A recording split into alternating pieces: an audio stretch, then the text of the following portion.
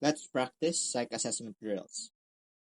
Research methods and statistics, parametric at non-parametric test. You are analyzing customer satisfaction where respondents rank their experience as poor, average, or excellent. Since this data is ordinal and not continuous, which category of test should you use? A. Non-parametric test, B. Parametric test, C. Descriptive test only, D. Standard deviation test. Pwede nyong i-pause para basahin ulit.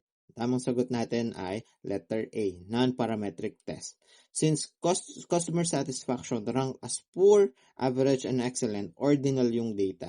At dahil ang data ay ordinal, may ranking pero walang equal intervals, ibig sabihin hindi valid ang mean gamitin. Okay? Median ang gagamitin. Hindi guaranteed din ang normal distribution at mas appropriate ang non-parametric test dahil naka-base sila sa ranks.